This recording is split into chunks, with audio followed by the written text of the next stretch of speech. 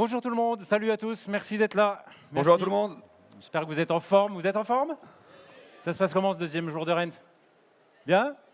Vous Non, avez là, mangé? C'est après la, c'est la période digestion ou pas, digestion, là c'est compliqué là. Non, non, on va vous réveiller, en tout cas on l'espère. On espère vous donner un peu de contenu. Juste un petit truc qu'on se disait avec Julien avant de commencer. On va vous dire rapidement qui on est pour pas trop être long. Mais je crois que c'est l'exercice qu'on préfère. En Ouais. fait, dans tout ce qu'on peut donner à l'année, le fait d'être en face de vous comme ça, de partager en live, en direct, pas à travers un écran, mais vraiment en face de vous, discuter avec vous après, c'est ce qu'on préfère. Donc on espère en tout cas que vous allez prendre autant de plaisir que nous à partager ce moment, là, ces 3 quarts d'heure, 1 heure, sur un sujet qui nous paraissait important en tout cas. Merci à vous d'être là. Merci. Ça va être un moment de transmission. Merci. On a plus de chances de rester 1 heure ensemble que 45 minutes. On préfère vous prévenir. On peut tenir très très longtemps même. Ouais. Qui c'est qui était là l'année dernière pour la conférence qu'on avait fait sur le branding et la e-réputation? 1, 2, 3, C'est 4. exactement la même, vous pouvez ressortir si vous voulez. Non, réellement, on a gardé 5% du contenu, on a vraiment créé une nouvelle conférence. C'est la première fois qu'on l'anime ensemble et l'objectif, c'est vraiment de vous partager un maximum de valeur. On va commencer par une citation pour introduire la thématique qui est hyper importante. Ton plus grand actif, ce n'est pas le bien immobilier que tu vends, mais la marque que tu deviens. Et pour situer la thématique du branding, nous sommes toutes et tous des marques à part entière. Et ce qui va rester de nous, c'est l'image qu'on va laisser. Donc c'est hyper profond comme thématique. Je vais laisser le plus ancien d'entre nous se présenter. Ah, j'adore.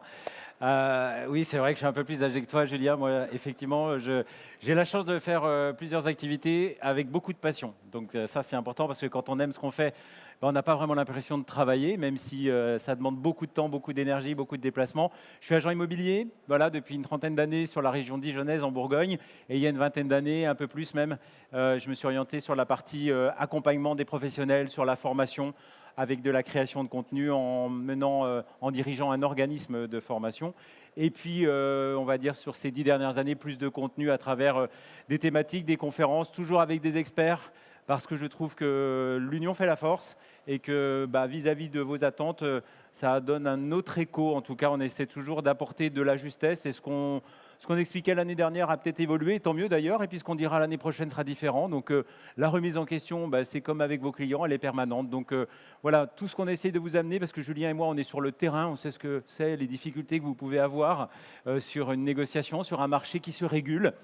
Je vais essayer d'utiliser que des mots positifs. On n'est pas dans un marché forcément difficile, mais un marché qui change et qui évolue. C'est de savoir être là, de répondre aux besoins, de faire un peu moins, de faire un peu mieux.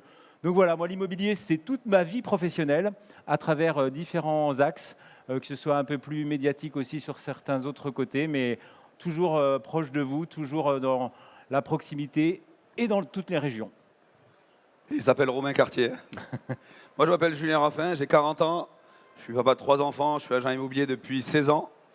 Et je vous parlerai un petit peu plus tard de mon parcours. J'ai créé une structure qui s'appelle Groupe C2I, on est monté à 250 conseillers, une quinzaine d'agences. J'ai créé l'Eventimo, qui est l'événement mindset du monde de l'immobilier, qui vraiment aide les conseillers à faire exploser leurs croyances limitantes et à se donner la chance d'avoir une vie, dans le fond, dans la forme, pro et perso, vraiment épanouie. J'ai écrit le livre Manifeste des agents et conseillers immobiliers. C'est un bouquin qui fait 410 pages, qui donne un max de valeur aux conseillers. On parle de mindset, de prospection, d'exclusivité. Et je suis surtout hyper passionné par tout ce que je fais. Une journée comme ça, les 20 mots, c'est que du partage. Il y a des personnes avec des parcours qui sont hyper inspirants. Et moi, l'idée, et on ne va pas trop en parler, mais de mon pourquoi, c'est d'inspirer, d'impacter de façon favorable toutes les personnes que je vais rencontrer. Et à 99%, ce sont des conseillers immobiliers. Juste une chose, Julien, avant de commencer, moi, c'est l'occasion pour moi, c'est la 10e fois que je participe au Rent. Moi, je voulais vraiment remercier les organisateurs qui œuvrent pendant des mois et des mois pour pouvoir vous offrir vraiment un maximum de contenu qui vont vous permettre d'être performants dans l'année. C'est un événement incontournable aujourd'hui. Au début, c'était très timide. Moi, je me rappelle du premier Rent, c'était au Palais Brognard. Il n'y avait pas beaucoup d'exposants. Ensuite, c'était au Parc de la Villette. Maintenant, vous êtes des milliers de visiteurs pendant 2 jours avec d'exposants toujours plein d'idées. Donc, merci à vos organisateurs. Et puis, j'aperçois Flo là-bas d'Imo2. J'ai une petite pensée pour toi, Flo, parce qu'il y a une quinzaine d'années, avec ton ami Vince, on a commencé nos premières conférences vraiment derrière un écran. Et aujourd'hui, on est sur une autre dimension, mais on n'oublie jamais d'où on vient. Donc, c'est des petits parallèles comme ça qu'il est bon de rappeler. Voilà, c'était juste petit aparté. Voilà. Merci Romain. Nous, ce qu'on va vous faire vivre, c'est un voyage d'une petite heure en 5 étapes.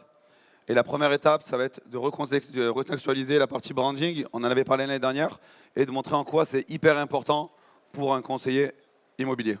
Ouais, évidemment. Pourquoi c'est important? En maîtrisant les fondations du branding authentique, en développant une stratégie d'influence et surtout de visibilité. On en parle de la visibilité, mais comment? La fréquence, le contenu, le support. Accéder justement à de la confiance et fidéliser vos fameux clients qui ne restent pas des clients toute la vie, hein, c'est jamais acquis, ça redevient un prospect, mais il faut aussi que ce soit un ambassadeur, donc on va travailler tout ça. Établir surtout de la présence, mais de manière cohérente, de ne pas faire n'importe quoi. Il vaut mieux faire moins de choses, mais de les faire mieux par rapport à des valeurs qui sont très fondées. Et puis évoluer en continu pour rester dans la compétition, parce que même si on n'est pas sur de la concurrence, mais plutôt sur de la confraternité, il faut arriver à se démarquer vis-à-vis, encore une fois, toujours en pensant d'abord client avant de penser à soi. Alors, une définition quand même, parce que moi, hier, dans les allées, j'ai eu l'occasion de faire d'autres interventions, des conférences, et puis j'évoquais ce que j'allais faire avec toi, Julien, et c'est un mot, en fait, que tout le monde a entendu, mais n'a pas toujours bien perçu. Donc, l'idée, c'était de redéfinir un peu mieux ce qu'était le personal branding. En fait, c'est un terme anglais, évidemment. C'est une pratique qui consiste pour un individu à promouvoir lui-même son image et ses compétences par le biais de techniques marketing et publicitaires utilisé habituellement pour promouvoir une marque. Là, en l'occurrence, la marque, c'est vous, c'est la personne. Et je vous rappelle une chose, c'est que vos clients, vos prospects, vos anciens clients vont vous acheter, vous, en tant qu'être humain. Peu importe d'ailleurs le réseau dans lequel vous êtes, la franchise ou l'indépendance. C'est vous qui comptez, d'accord? Le client vous achète. Donc le personal branding, c'est ça, c'est un processus qui nous permet, quel que soit notre statut, de prendre en main notre propre communication, qu'elle soit orale, écrite ou numérique, peu importe. Là aussi, attention, entre le verbal, le contenu, etc., vous allez voir qu'il y a des choses sur lesquelles il faut être assez vigilant, afin de nous démarquer et surtout de nous faire reconnaître dans notre environnement professionnel, sur notre marché.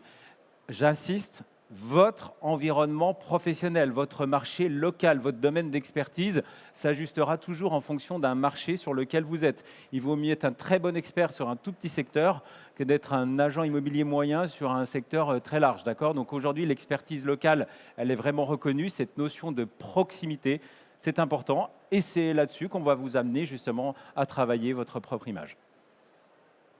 De la promesse de valeur, évidemment, à travers tout ça, à travers ce socle, avec une empreinte émotionnelle. Vous voyez, on n'est même pas là, on n'est pas en train de parler d'instituer une relation commerciale, etc. On est en train de vous dire, il faut laisser une empreinte émotionnelle au client à travers votre image, à travers votre communication, à travers ce que vous faites tous les jours sur les réseaux, dans votre com en général. Et ça, une fois encore, c'est l'individu avant la marque, l'homme avant la marque, toujours. Et ça, ce n'est pas uniquement pour votre branding, c'est ce qu'on va retrouver dans la plupart des grandes marques aujourd'hui, des distributeurs, etc. C'est qu'on va mettre, on en parle depuis des années de l'humain, justement, comment l'utiliser à bon escient et faisant en sorte que ça devienne une vraie force d'attaque pour être encore plus influent. Donc l'homme avant la marque, toujours, et pas l'inverse. Ça, en fait, c'est le pourcentage. 70%, figurez-vous, par exemple, quand on parle de branding, quand on parle d'image, quand on se met à la place d'un recruteur. Il y a sans doute parmi vous aujourd'hui des gens qui cherchaient à recruter des collaborateurs ou qui êtes manager. Dites-vous bien une chose, si vous êtes concerné par le recrutement, c'est que vous aurez tendance à vouloir savoir à qui vous aurez affaire. Aujourd'hui, on est très curieux et on a des outils qui nous permettent déjà de savoir. Donc 70% aujourd'hui des recruteurs vont regarder le profil personnel, je ne parle même pas du profil professionnel, de la personne qu'ils vont avoir en entretien peut-être cet après-midi ou demain. Il est donc capital de faire attention à son image, à la façon dont on communique, parce qu'en termes de recrutement et de futurs recrutés, tout peut être déterminant déjà par rapport à ça. Donc, dans la neutralité qu'on peut amener, mais aussi dans l'originalité, à vous de faire vos propres choix. Il n'y a pas de bonne ou de mauvaise règle, parce que vous êtes encore dirigeant de votre propre marque. Mais attention, puisqu'aujourd'hui, on a des chiffres quand même qui sont très quantifiés par rapport à tout ce que ça peut influer derrière. Alors l'idée, c'est de se poser la question de comment et pourquoi le personal branding peut influencer la carrière d'un agent immobilier, alors qu'au départ, c'est assez nouveau, le personal branding, on n'avait pas forcément besoin de ça pour exister, sauf que les nouveaux outils, les réseaux sociaux, la multiplicité finalement des différents acteurs qui œuvrent au quotidien pour satisfaire nos clients fait qu'on a un vrai sujet sur lequel on doit accentuer notre présence. Premièrement, c'est la distinction dans un marché compétitif. Que vous soyez dans une grande ville, une moyenne ville, une petite ville, nous sommes tous en concurrence. Quand un client décide, je vous rappelle juste un chiffre les amis, c'est que sur le marché de la transaction immobilière, 72% environ des transactions, c'est vous qui les faisiez en France. Ça, c'est super. Mais un maximum de particuliers va quand même en France essayer de vendre seul. Environ 65% des Français vont faire une tentative, on va dire, de vente en particulier. Et plus de la moitié d'entre eux vont arrêter au bout de 3 semaines parce qu'ils vont se rendre compte que c'est chronophage, que c'est technique et qu'il faut un vrai savoir-faire. Sauf que quand ils vont se décider à passer à l'action et à chercher un professionnel de l'immobilier, ils vont dans 92% du cas regarder sur Internet quels sont les agents de proximité de leur lieu d'habitation, ce qui est assez logique comme démarche, selon l'endroit où j'habite. Je regarde qui peut m'aider à vendre mon bien. Sauf que vous soyez à Lyon, à Strasbourg, à Limoges, peu importe, quand vous tapez sur Internet justement cette notion de vente immobilière et de professionnel de l'immobilier, il y a des tonnes et des tonnes d'acteurs qui vont arriver. Il y a des agents mandataires indépendants, il y a des réseaux, il y a des franchises, il y a des notaires qui font de la transaction. Et puis bientôt, on aura peut-être en compte d'autres acteurs. Donc pour un client, c'est très très compliqué de savoir comment se référer au bon. Et donc l'idée du branding aujourd'hui, de développer son personal branding, c'est ça, c'est d'exister à travers une distinction dans un marché compétitif. Ensuite, c'est de construire. Construire de confiance en soi et de la transmettre, et surtout de la crédibilité, d'être en accord. On va beaucoup parler de valeur, parce que ça c'est capital, d'être en accord avec sa valeur. L'idée, c'est aussi de retenir les clients, de les attirer, c'est une chose, mais de les retenir, c'en est une autre. C'est comme avec vos mandants.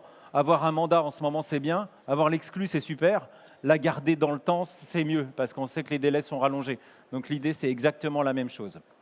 Ensuite, c'est d'amplifier les efforts, mais certains efforts, pas tous les efforts, on ne peut pas être présent partout, mais de regarder ce qui fonctionne bien et d'amplifier les actions marketing par rapport à ce qu'on a décidé de faire. Et puis, bien évidemment, le développement. Ça fait partie de notre travail aujourd'hui sur des partenariats, sur des réseaux. Et vous allez voir que le partenariat, il peut être humain, il peut être numérique, il peut être commercial. Il a plein de formes, différentes formes. Et on va apprendre justement à manier tout ça. Et surtout sur la longévité de carrière, puisqu'il ne s'agit pas d'être sur le one-shot. Il s'agit de construire quelque chose sur un avenir, puisque notre carrière est longue. Et à chaque fois, elle est ponctuée de différentes actions.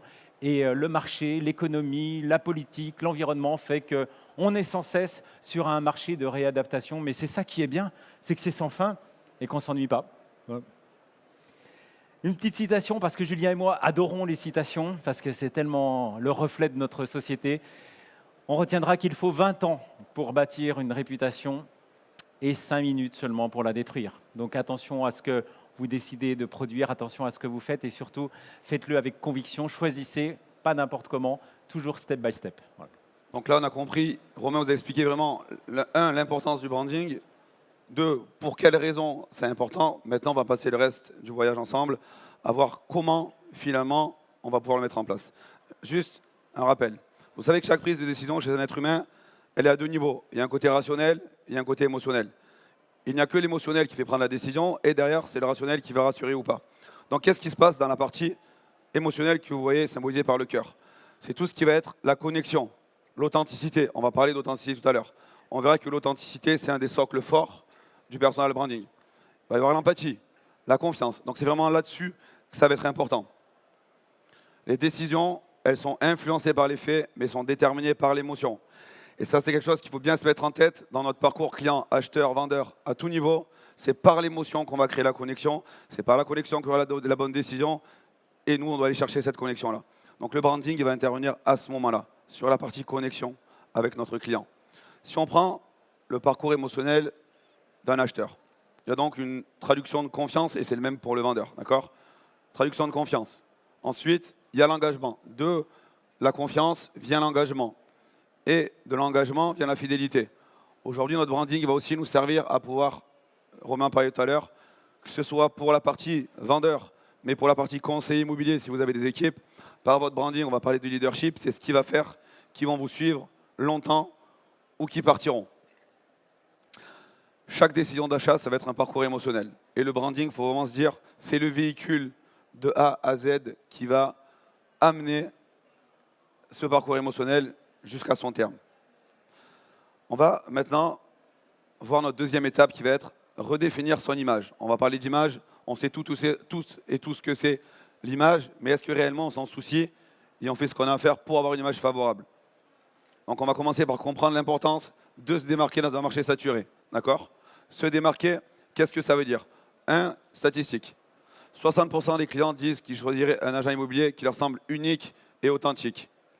Donc dans cette notion d'authenticité, le client il va acheter un personnage, il va acheter une histoire, il vous achète. La vente, pas que dans l'immobilier, c'est un transfert de confiance. Le conseiller immobilier aujourd'hui n'a pas l'exclusivité au prix, c'est juste que le vendeur n'a pas totale confiance en lui. La traduction de la confiance, c'est le résultat que vous avez avec votre vendeur. Il ferme les yeux, ok, on travaille à 300 000 euros en exclusivité, c'est juste qu'il a totalement confiance en vous. Juste une chose, hein, Julien, par rapport à ça, c'est très important. Rappelez-vous, on vous a dit tout à l'heure, l'homme avant la marque. Et là, c'est pareil, pensez client avant produit, hein, client avant mandat, client avant honoraire, client avant marketing. Ce qui fera la différence, c'est l'intérêt que vous portez au projet du client. Donc ça, c'est qui un client veut un agent immobilier qui lui ressemble, il faut déjà que vous compreniez qui est votre client en face pour pouvoir vous adapter. Cette faculté aujourd'hui de se mettre à la place du client qu'on appelle l'empathie, elle est capitale pour mieux comprendre ses besoins et enfin vraiment s'adapter. Peut-être moins de clients, ça tombe bien, il y en a moins en ce moment, hein. Donc on va passer un peu plus de temps avec eux. J'insiste très lourdement avec ça à chaque fois sur les découvertes clients qui sont capitales. La connaissance de votre client aujourd'hui va déterminer la structure commerciale que vous aurez avec lui par la suite. Il faut réellement avoir une obsession du service client. C'est-à-dire notre taf, ce n'est pas de vendre des maisons. Ça, c'est un boulot qui est mécanique, ça ne fonctionne pas. Notre boulot, la seule mission qu'on a, c'est de faire vivre un effet waouh à nos clients. C'est une expérience inoubliable. La connexion, elle est par l'expérience, elle n'est pas par le résultat. Si l'expérience client est dingue, on vous recommande. On a tous et toutes vendu des biens, je vends des formations. Si c'est bien, il n'y a pas de recommandation. Si c'est waouh, il n'y a que des recommandations. Donc on doit être obsédé par une expérience client qui est dingue. L'idée, Romain en parlait tout à l'heure, la création d'une niche pour sortir du lot. Ce matin, j'ai fait un atelier, je vous ai un petit peu parlé de spécialisation. Il y a 3 choses importantes. Un, l'expertise. Une expertise métier ou une expertise secteur, ou même j'ai envie de dire et une expertise secteur. Le fait de devenir une référence sur son secteur et le fait d'être spécialisé. On va voir 3 exemples tout à l'heure de spécialisation, de niche. Ça, c'est l'exemple d'un conseiller qui a une structure, Camille, sur le Bas-Saint-Eau. Il a vraiment tout un branding axé sur l'éco-responsabilité. Son équipe, c'est la Green Team. Donc, c'est vraiment quelque chose. On est dans un branding vraiment assumé et un positionnement qui est hyper clair. Dans un marché saturé, le fait d'être spécialisé, ça va être une arme. On ira toujours voir un spécialiste. Ça veut dire que si nous, on est généraliste, on sera toujours plus faible qu'un spécialiste et il y a de grandes chances qu'on n'ait pas des bons résultats à court, moyen et long terme. Je vais vous parler de quelque chose qui s'appelle l'USP. C'est la proposition unique de vente. Retenez la définition et surtout à quoi ça sert. Formulation marketing dont le but est de présenter la valeur ajoutée du produit en le positionnant sur un bénéfice client. En quoi le client va avoir un bénéfice. D'ailleurs, c'est la seule chose qu'il recherche quand il travaille avec nous. 3 exemples. Premier, je suis expert en biens écologiques. Deuxième, je suis expert ou spécialiste en biens dernier étage vue mer. Troisième, je suis spécialiste du luxe. Ça, ce n'est pas mon USP. Ça s'appelle en marketing un positionnement, d'accord? De ce positionnement, je travaille sur un marché qui s'appellera une niche. Et l'idée, c'est de trouver son USP pour une seule et bonne raison, trouver les bons clients. On doit aujourd'hui avoir un minimum le luxe de choisir nos clients. C'est hyper important. Si on veut durer et kiffer notre métier, on doit choisir nos clients. Il faut savoir dire non à des clients. Donc dans mon premier cas, l'USP de ce conseil immobilier sur des biens écologiques, je me spécialise dans les biens éco-responsables et les maisons à faible impact environnemental et dans les clients soucieux de l'environnement à trouver un bien aligné avec leurs valeurs durables. Donc ça va correspondre à un exemple d'USP parmi des millions. Deuxième cas de figure, pour le dernier étage vue mer, je me consacre exclusivement aux appartements en dernier étage avec vue sur la mer, offrant une sélection de biens uniques pour celles et ceux qui cherchent un panorama exceptionnel et une tranquillité inégalée. Troisième cas de figure, spécialiste sur le luxe, je propose un service d'accompagnement personnalisé et confidentiel pour une clientèle de luxe où chaque détail est pris en compte pour une expérience d'achat immobilière exclusive et sans compromis. Donc ça va être le bénéfice pour le client. L'USP, finalement, voyez-le comme la boussole qui va guider vos bons clients vers vous. Naturellement, toutes les personnes que je vais attirer, que j'ai en formation, ne sont que des personnes qui sont axées croissance et qui ont envie de bouger leur mindset et qui ont envie de grandir et qui ont compris que tout se passe ici avant de se passer dans l'action. Moi, si quelqu'un n'est pas réceptif au mindset, il ne va pas m'intéresser dans mes formations et moi, je ne vais pas l'intéresser. Donc, il y a un positionnement là-dessus et il est hyper important de surtout pas vouloir plaire à tout le monde et faire du généraliste. Ça, c'est un truc qu'il faut retenir. Moi, mon USP, elle se traduit sur cette phrase. Vous aider à élever vos résultats et votre vie à un niveau incroyable et il y a une réelle relation entre sa vie pro et sa vie perso, en développant un mindset de leader, donc un état d'esprit de leader et des compétences d'excellence grâce à la méthode Maestro qui est ma méthode de travail. Donc ça, c'est pour vous donner un exemple tangible, ça correspond à mon USP. Maintenant, le point suivant qu'on va voir, c'est la création d'une identité visuelle et verbale distinctive. On a très souvent l'habitude de parler d'identité visuelle, mais l'identité verbale, on n'en parle jamais. Et pourtant, c'est quelque chose qui est hyper important. L'exemple, ma boîte s'appelle Maestro, tout est charté Maestro. On a pris un code couleur qui allait dans l'alignement et la vision de l'entreprise qu'on a.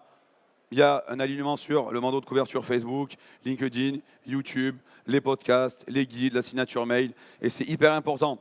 Je vois dans les échanges que j'ai avec les conseillers immobiliers, il n'y a aucune uniformisation de la communication. Il y a un bandeau de couverture qui est vert, la signature mail, elle est bleue. Une fois, je suis expert immobilier, une fois, je suis consultant, une fois, je suis conseiller. Et en fait, il faut vraiment avoir un alignement dans tout ce qui est fait. Votre communication, elle vous suit. Quand vous dormez, vous communiquez parce que vous êtes présent sur les réseaux sociaux. Et donc, il faut faire hyper attention à ça. Il y a autre chose, c'est l'identité verbale. L'identité verbale, c'est le ton de marque. C'est les mots-expressions que vous allez utiliser. C'est votre storytelling. On va en parler un petit peu tout à l'heure. C'est la longueur des phrases que vous utilisez. C'est votre authenticité. Et quand vous allez communiquer, ça se passe ici. Donc il faut vraiment que vous ayez... L'idée n'est pas de créer un style, puisque c'est l'authenticité, mais c'est d'être ce que vous êtes, mais d'avoir une réelle identité et verbale et visuelle. Le second point qui est primordial, et ça sera d'ailleurs le socle de notre branding, c'est la création de valeur. Tout à l'heure, je parlais d'une obsession de l'effet wow dans l'expérience client, mais le truc qui est encore plus important que ça, à mes yeux en tout cas, c'est la création de valeur. Il faut être obsédé par la création de valeur. Il faut que vos clients, à chaque fois que vous allez les voir, ou vos prospects qui deviendront des clients, ils vous écoutent, ils disent, ah ouais, c'est cette personne-là qui peut m'amener à ma situation voulue. Je vends ma maison, ce n'est pas une finalité, c'est parce qu'il y a un projet derrière. C'est lui que je veux, parce qu'il est capable de m'amener à ma situation voulue, la situation rêvée, dans, je dirais, le meilleur transport. Donc vous êtes la première classe, Air France, pour amener vos clients à leur projet de vente ou leur projet d'achat. Exemple de création de contenu de valeur, je fais des articles, donc il y a de l'article, il y a du blog, il y a de la vidéo YouTube, il y a du podcast. Je ne dis pas qu'il faut faire tout ça. C'est des choses qui existent et des choses que vous pouvez faire. En local, on a l'habitude de faire, les conseillers font une revue de l'immobilier où ils apportent de la valeur sur le marché local, sur le marché macro, c'est-à-dire les taux d'intérêt et leur impact sur le pouvoir d'achat des acheteurs. Mais ça intéresse les personnes. Des exemples de contenu, on a de l'infographie, on a de la vidéo, on a, je ne sais pas, les 10 conseils pour mieux vendre son bien, ce que vous voulez. Mais vraiment, au lieu d'avoir un message, je recherche des biens, des estimations gratuites, je donne 500 € à qui donne, ça n'apportera aucune valeur, c'est zéro ça. Parce que vous donnez 500 €, il y en a un qui donnera 1000, puis il y en a un qui donnera 2000. Donc si votre seul argument c'est de rémunérer vos apporteurs d'affaires, votre business, il ne va pas fonctionner à long terme. Par contre, si votre business c'est d'apporter de la valeur et de faire en sorte que quand les gens, ce qui est notre cas et notre souhait aujourd'hui, sortiront de cette salle, ils auront appris au moins une chose, nous on a fait notre boulot. Et s'il y en a deux, on aura encore mieux fait notre boulot. Mais c'est ça, c'est quand je parle à un client, il faut qu'il ait quelque chose à en tirer. Et qu'il travaille avec moi ou pas, ce n'est pas le problème. C'est quelle est l'image que je vais laisser à ce client-là quand il va parler de moi aux 5 prochaines personnes à qui il va avoir une conversation. Elle est là, nous, la réflexion qu'on doit avoir. Deux exemples à nouveau de contenu de valeur. Romain, peut-être tu peux nous faire un topo sur différentes choses qui peuvent être... Oui, parce que souvent, ce qui revient, c'est quel contenu, quelle fréquence, de quoi je peux parler, j'ai pas l'habitude. Encore une fois, on revient à ces pensées limitantes en pensant qu'on n'est pas capable d'eux. Et là aussi, l'état d'esprit fait un changement radical. J'ai des exemples de confrères qui pensaient être incapables aujourd'hui d'être des bons communicants parce qu'ils ne l'avaient tout simplement jamais fait. Donc en fait, une pensée qui nous empêche d'avancer, alors qu'en réalité, quand on tente la chose et qu'on voit que ça fonctionne, on se perfectionne naturellement. Donc après, il va y avoir plein d'exemples. Là, on vous en a donné quelques-uns. Ça peut être, moi, je me suis positionné par exemple plus sur le rôle de conseil. Pour les professionnels. Aujourd'hui, comment se positionner en tant que coach, etc. Ça, c'est mon domaine. J'ai décidé de l'expertiser et puis de divulguer l'information. Donc voilà, vous avez plein d'idées. L'évolution des taux d'intérêt, on sait que c'est dans l'air du temps. Là, ça passionne tout le monde parce que dès qu'on parle de taux d'intérêt, on se demande à quel taux on va être en fin décembre ou début d'année prochaine. Un positionnement différent. Comment gérer un placement locatif, par exemple? Vaut-il mieux acheter sur une période courte ou au contraire emprunter sur le long terme en fonction de votre âge? Des astuces pour augmenter la valeur d'une propriété avant la vente. On parle de homestaging, mais est-ce que c'est valable pour tous les biens? Je sais que j'aurai un mauvais DPE si je mets en vente. Faut-il investir dans des travaux qui vont me permettre d'avoir une attractivité différente sur le positionnement de mon bien d'une manière commerciale et donc sur son futur prix de vente? les étapes de la vente, parce que le client voit juste une partie très émergée de l'iceberg, avec une mise en vente des clients qui arrivent, une signature. Tout ça, c'est bien beau, mais avant, il se passe plein de choses. Il y a l'étape sur l'estimation, et on sait combien il est difficile aujourd'hui, en tant que professionnel, de mettre le bon curseur sur le marché qui ne cesse d'évoluer. Et aujourd'hui, bien malin est celui qui est capable de dire quel est le prix exact d'une maison, parce que même en pensant avoir le bon prix, on a un marché qui fait qu'on n'a pas toujours le bon client en face. Donc, toutes ces questions que vous vous posez, dites-vous bien que vos clients se les posent également. Et quand on suscite leur intérêt à travers ce branding, à travers ce positionnement, on va générer naturellement de l'attractivité et derrière du contact. C'est le but du marketing. Vous savez que le marketing, ça ne sert pas à vendre, ça sert à générer du contact et qui va ensuite vous permettre de transformer et d'affirmer qui vous êtes. Et ce qui est hyper important, c'est que c'est pas juste du contact. C'est du contact et hyper qualifié. Parce que quand la personne vient vous voir, elle sait exactement pourquoi elle vient vous voir. Et ce qui veut dire qu'il n'y aura jamais un problème de prix à ce moment-là. Quand quelqu'un vous dit déjà combien ça coûte, ça ne va pas fonctionner. Si la personne vient vous voir parce qu'il sait exactement ce que vous pouvez lui apporter, il n'y a plus de notion de prix. Parce que le prix n'existe pas. C'est la valeur perçue par le client qui compte. Et si donc c'est que offrir de la valeur continuellement, on vous achètera tout le temps, quel que soit votre prix, parce que de toute façon, ce sera le meilleur investissement que le client pourra faire sur vous. Une présence en ligne impactante se construit avec le contenu de valeur, on en a encore dit, c'est primordial. Sans contenu de valeur, aucun intérêt. D'accord ? Il vaut mieux rien faire que de faire des contenus qui soient non productifs ou pas pensés ou trop rapides ou en tout cas inintéressants. Du partage, et évidemment, on s'inspire. C'est ainsi que tu deviens la référence, comme le disait Julien. On a choisi la personne, on veut travailler, peu importe c'est pas un problème de prix. On a toujours tendance à penser qu'il faut d'abord travailler ça avec le client. Non, la valeur, elle est basée, elle est fondée. Le client nous veut. Le client nous a déjà presque choisi et c'est comme ça qu'on va ensuite s'affirmer différemment. Je vous propose de parler de 2 points hyper importants, l'authenticité et la confiance. C'est des points qui sont capitaux, encore une fois, la singularité fera la valeur. Si on fait tous la même chose, même avec une tête différente, ça n'a pas beaucoup d'intérêt. Donc soyez vous-même, les autres sont des appris, ça c'est Oscar Wilde qui l'a dit. L'idée c'est qu'à chaque fois qu'on puisse voir une action que vous menez, que ce soit sur les réseaux ou sur votre site internet ou même dans votre vitrine, pourquoi pas, peu importe, c'est que vous ayez quelque chose qui vous appartient, qui vous ressemble. Ça peut être avec la collaboration d'un commerçant, ça peut être avec une association, peu importe. En fait, l'idée, c'est d'avoir une chose qui soit unique et qui vous ressemble directement. Donc, sur l'authenticité, justement, on est sur l'importance de développer une histoire. Dites-vous bien que, en fait, le branding, c'est ça, c'est du storytelling. On raconte une histoire, mais une histoire personnelle. Alors, on parle d'humain toujours et toujours. Eh bien, ça tombe bien. L'idée, c'est d'humaniser votre marque, déjà. Ça va se traduire par plein de choses. Ça peut être le logo, ça peut être le choix de la photo, le choix des couleurs. Vous l'a dit Julien tout à l'heure, le verbal, l'intonation que vous allez avoir dans votre rédactionnel, etc. L'art de raconter aussi cette histoire, la fréquence à laquelle vous allez le faire, le support que vous aurez choisi, la cohérence, surtout sur les supports et les plateformes. Attention, vous allez devoir communiquer aujourd'hui sur plusieurs plateformes. Vous allez peut-être choisir certaines, en éviter d'autres, mais l'important, c'est d'être cohérent par rapport à ce que vous donnez comme image en général, avec toujours beaucoup d'authenticité et de construction.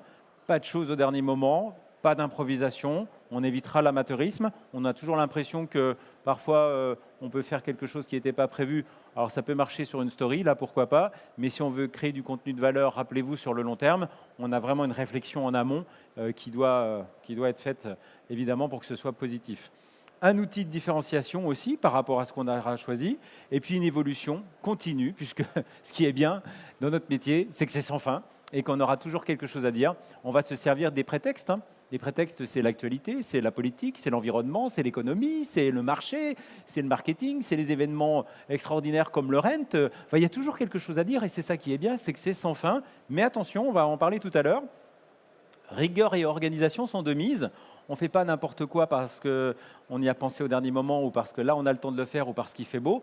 On sait que l'organisation, la planification des tâches, c'est quelque chose d'important et c'est vraiment une des réflexions sur lesquelles il faut avoir le plus de marquage parce que quand on est construit dans sa communication, on a beaucoup plus de chances d'avoir des retours positifs.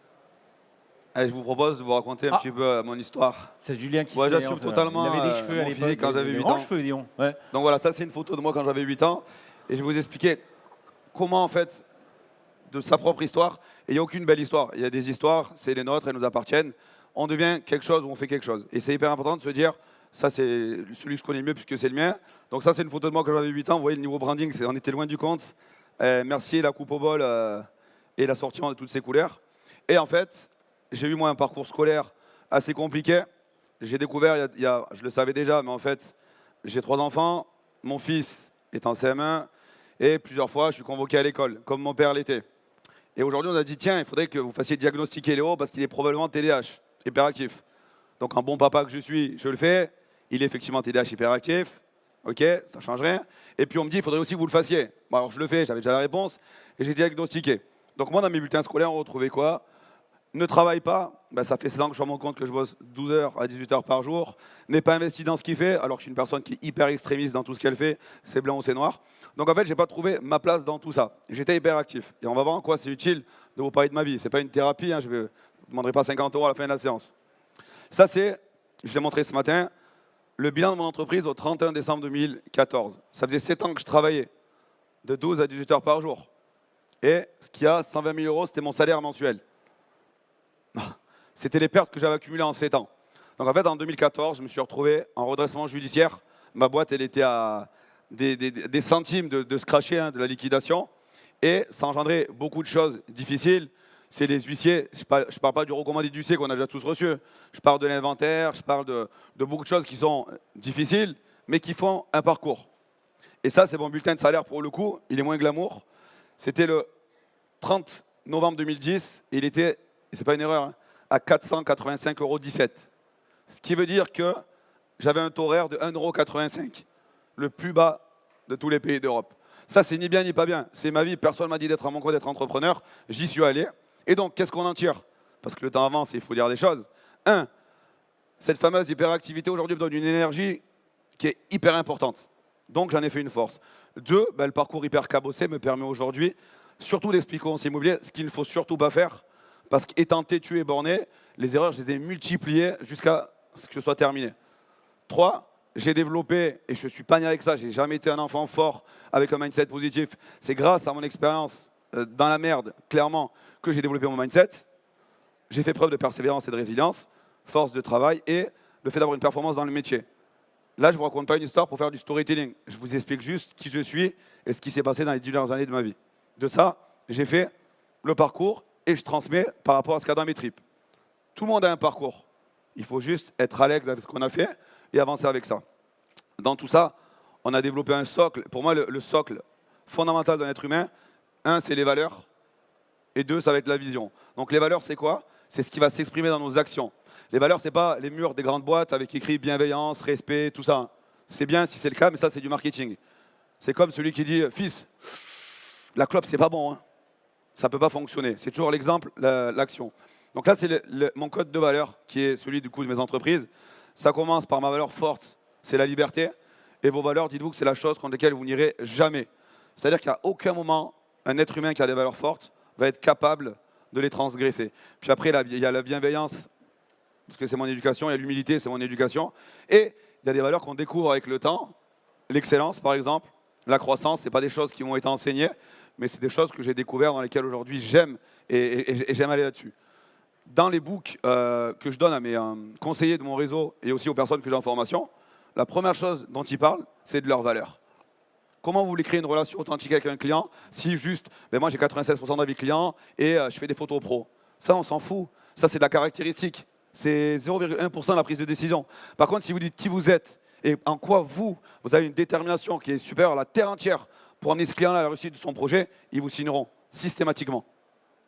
Incarner sa marque, c'est aligner ses actions quotidiennes, comme on vous l'a dit, avec ses valeurs professionnelles.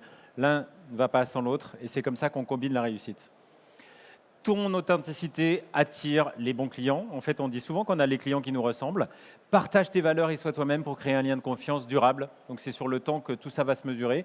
Mais tous ceux qui l'ont testé et qui l'ont mis en place ont trouvé qu'une garantie était bien présente.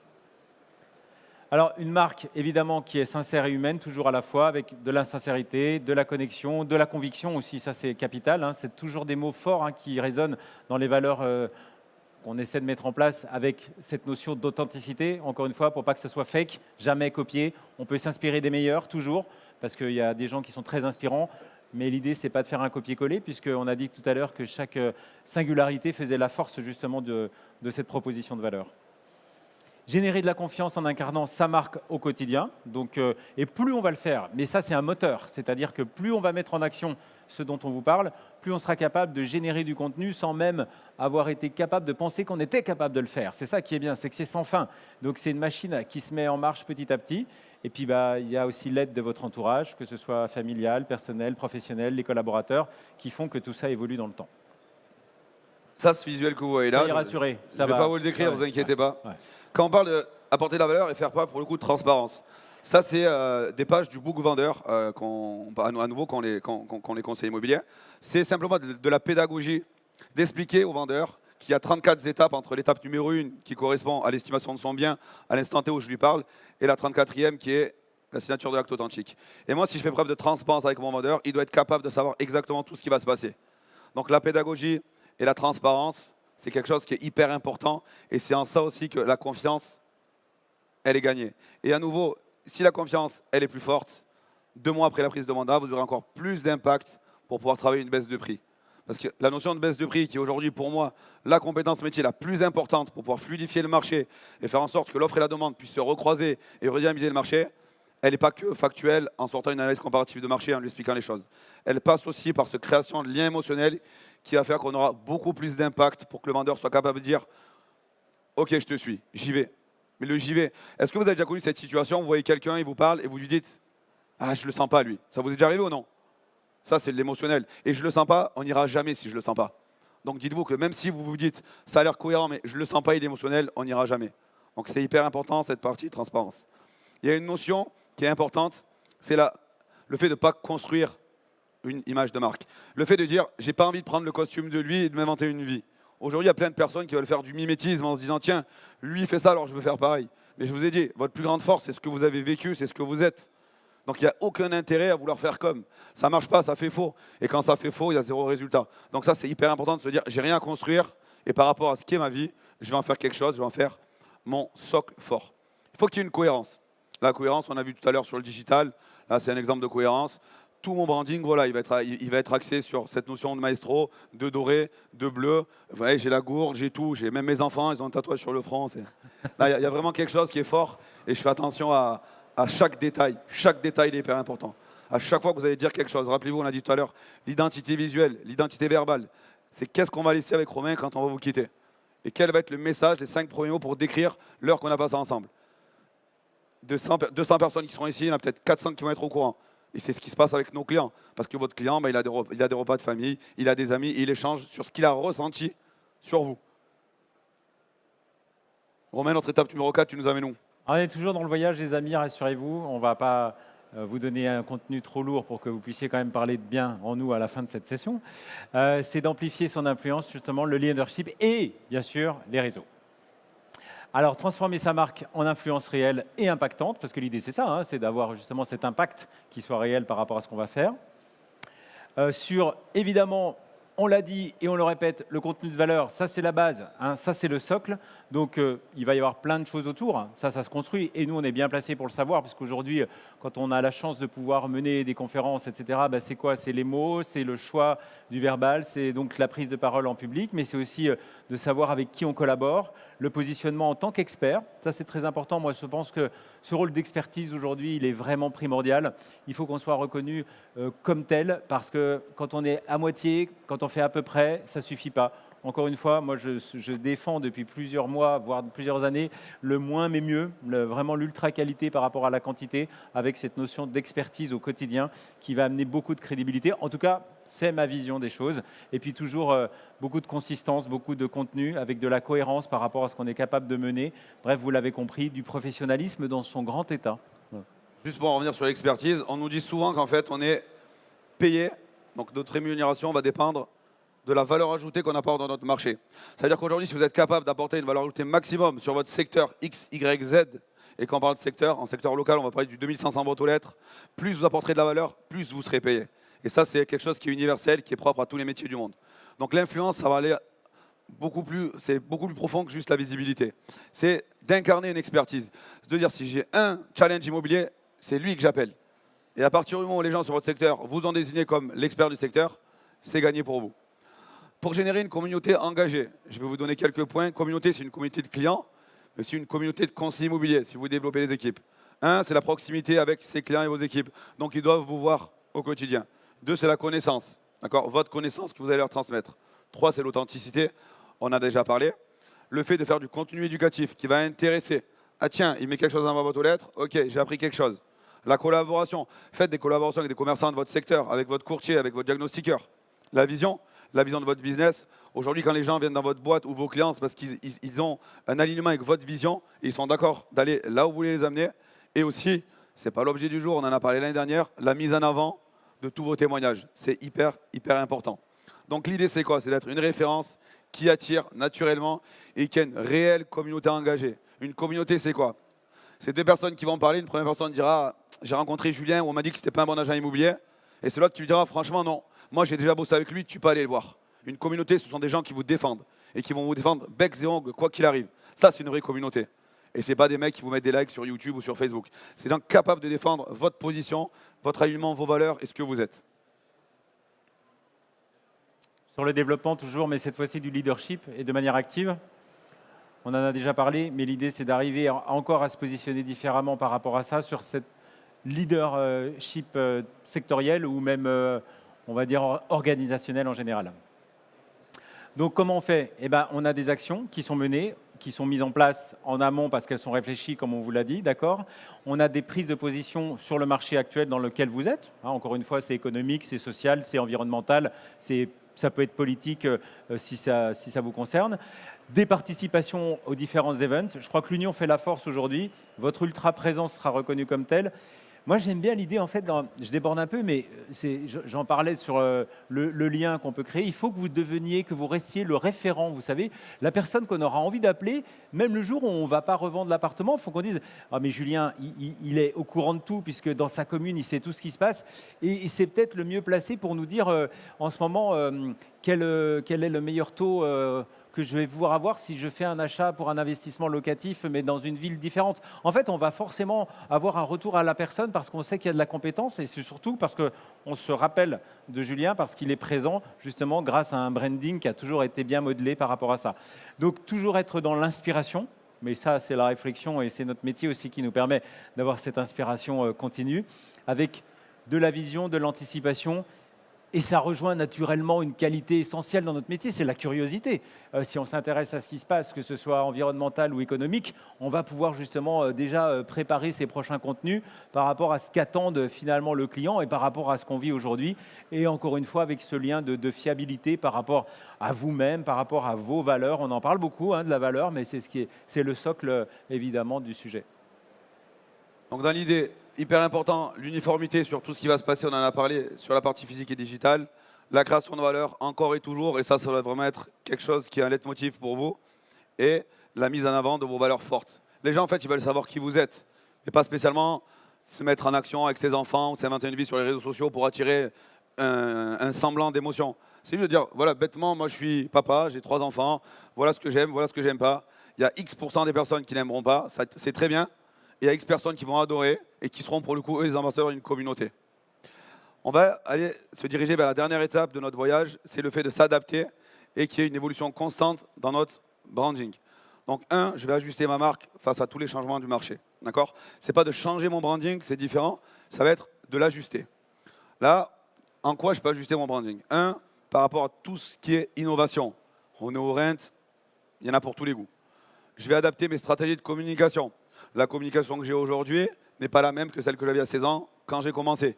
Parce que déjà, j'ai bien plus confiance en moi, parce que j'ai appris beaucoup, je me suis planté beaucoup, et j'ai du coup beaucoup plus de conviction et d'enthousiasme qu'au début. Donc ça va évoluer naturellement avec votre vie.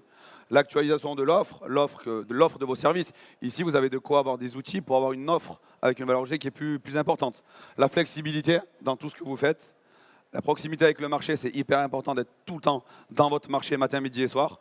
Et simplement le fait d'observer les tendances. Romain parlait des taux d'intérêt, les tendances par exemple, l'impact du DPE sur la vente ou la location. C'est ça, et ça, c'est une fois que vous faites preuve de curiosité, comme il disait, vous allez utiliser ça pour créer de la valeur. Parce que le client, tout ce que vous faites aujourd'hui, tout ce que vous lui apportez, lui, il ne le fait pas.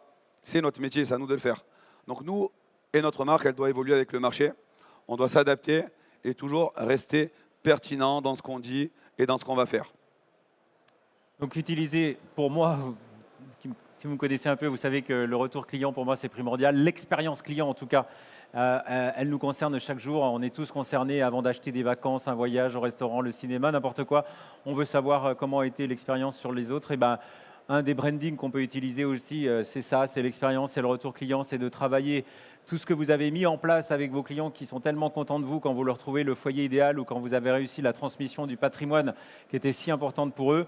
Et ben voilà, c'est un exemple aujourd'hui d'utilisation à travers le branding pour faire évoluer sa marque aussi, rester pertinent encore une fois, s'adapter toujours aux nouveaux besoins. Ce qu'on vous dit aujourd'hui sera peut-être différent dans 2 ans, et tant mieux, c'est comme ça qu'on évolue et c'est comme ça qu'on se réactualise, avec des mises à jour de vos supports de communication. Évidemment, ça va de soi, hein. Si vous racontez une histoire différente, eh ben peut-être que vos supports seront différents, la taille de votre entreprise aura changé, votre logo ne sera plus le même, vous aurez peut-être vous serez affilié à d'autres partenaires, peu importe. En tout cas, l'idée, c'est d'être cohérent dans cette mise à jour, avec évidemment toute la valorisation des atouts actuels.